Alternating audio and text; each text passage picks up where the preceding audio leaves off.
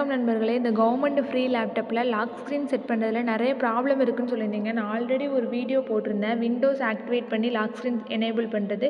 அது ஒரு சிலருக்கு மட்டும்தான் ஆக்டிவேட் ஆகுது அப்படின்னு சொல்லியிருந்தீங்க. அதாவது லாக் ஸ்க்ரீன் எனேபிள் ஆகுதுன்னு சொல்லியிருந்தீங்க. இப்போ ரெண்டாவது ஒரு மெத்தட் போடுறேன். இதை ட்ரை பண்ணி பாருங்கள்.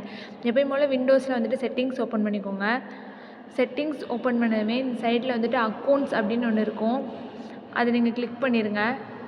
கிளிக் பண்ணதுமே அடுத்த பேஜுக்கு போகும். இந்த பேஜில் ஆக்சஸ் ஒர்க் ஆர் ஸ்கூல் அப்படின்னு இருக்கும். இதில் ஃபஸ்ட் எடுத்ததுமே இந்த ஆட் டு ஒர்க் இந்த ஸ்கூல் அக்கௌண்ட் இருக்குல்ல, இதில் கனெக்ட் அப்படின்னு இருக்கும். அதில் ஆல்ரெடி உங்களுக்கு ஏதாவது ஒரு அக்கௌண்ட் கனெக்ட் ஆயிருந்துச்சு அப்படின்னா அதை கிளிக் பண்ணி நீங்கள் டிஸ்கனெக்ட் பண்ணிடுங்க. டிஸ்கனெக்ட் பண்ணதுமே நார்மலாக லேப்டாப்பை ரீஸ்டார்ட் பண்ணிவிட்டு ஓப்பன் பண்ணி பாருங்கள். உங்களுக்கான லாக் ஸ்க்ரீன் வந்துட்டு எனேபிள் ஆகிருக்கும். இப்போ ரெண்டாவது மெத்தட் என்னென்னு பார்க்கலாம்.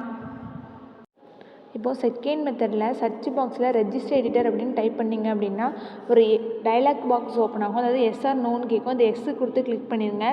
இப்போ உங்களுக்கு ஒரு பேஜ் ஓப்பன் ஆகும். அதில் தேர்டாக ஒரு ஆப்ஷன் வரும். அதாவது லோக்கல் மிஷின் அப்படின்னு இருக்கும். அதை கிளிக் பண்ணதுமே சாஃப்ட்வேர் அப்படின்ற ஒரு ஃபோல்டர் இருக்கும். அதை கிளிக் பண்ணிடுங்க. அதில் பாலிசிஸ் கிளிக் பண்ணிக்கோங்க.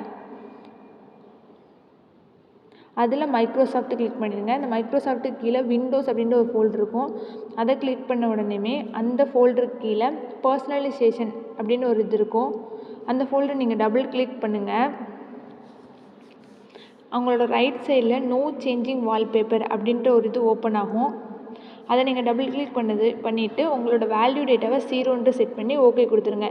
இப்போ நார்மலாக உங்களோட பிசியை ரீஸ்டார்ட் பண்ணிவிட்டு ஓப்பன் பண்ணி பாருங்கள். உங்களுக்கான லாக் ஸ்க்ரீன் வந்துட்டு எனேபிள் ஆகிருக்கும். ஒரு சில லேப்டாப்பில் இந்த விண்டோஸ்ன்ற ஃபோல்டருக்கு கீழே பர்சனலைசேஷன் அப்படின்ற ஃபோல்டர் வந்து காமிக்காது. அதுக்காக நம்ம முன்னாடி பண்ண அந்த ஸ்டெப்பை அப்படியே ஃபாலோ பண்ணிக்கலாம். இப்போ சாஃப்ட்வேர் கிளிக் பண்ணிட்டு பாலிசிஸ் மைக்ரோசாஃப்ட்லேருந்து விண்டோஸ் கிளிக் பண்ணிடுங்க.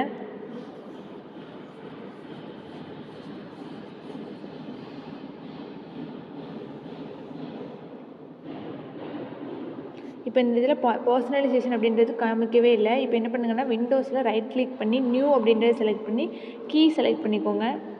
இப்போது ஒரு பாக்ஸ் ஓப்பன் ஆகும். அதில் பர்சனலைசேஷன் அப்படின்றத டைப் பண்ணிடுங்க. இதில் பி மட்டும் கேப்ஸ் லெட்டரில் போட்டுருங்க.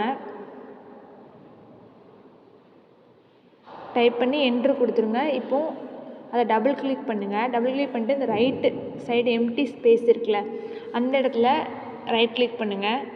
இப்போது நீங்கள் ரைட் கிளிக் பண்ணி நியூன்ற ஆப்ஷனில் டிவேர்ட் 32 பிட் அப்படின்றத செலக்ட் பண்ணிடுங்க. செலக்ட் பண்ணதுமே ஒரு ஃபோல்டர் க்ரியேட் ஆயிரும். அதில் ஸ்க்ரீனில் காமிக்கிற மாதிரி அப்படியே டைப் பண்ணிடுங்க. நோ சேஞ்சிங் லாக் ஸ்க்ரீன் அப்படின்னு. அதாவது கேப்ஸ் லெட்டர் உள்ளது கேப்ஸ் லெட்டரில் அப்படியே டைப் பண்ணுங்கள்.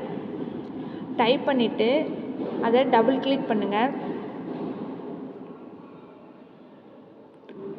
டபுள் கிளிக் பண்ணது ஒரு டயலாக் பாக்ஸ் ஓப்பன் ஆகும். அந்த பாக்ஸில் நீங்கள் டேட்டா வேல்யூவை 0 அப்படின்னு என்ட்ரு பண்ணி ஓகே கிளிக் பண்ணிடுங்க. இப்போ நார்மலாக உங்களோட பிசியை ரீஸ்டார்ட் பண்ணிடுங்க. இப்போ எப்படி இருக்குன்னு நான் காமிக்கிறேன். ரீஸ்டார்ட் பண்ணதுக்கப்புறம் எப்படி இருக்கும் அப்படின்றது காமிக்கிறேன். இப்போ நான் பிசியை ரீஸ்டார்ட் பண்ணிட்டேன். இப்போ விண்டோஸில் செட்டிங்ஸ் ஓப்பன் பண்ணி அந்த சர்ச் பாக்ஸில் லாக் ஸ்க்ரீன் டைப் பண்ணுங்கள்.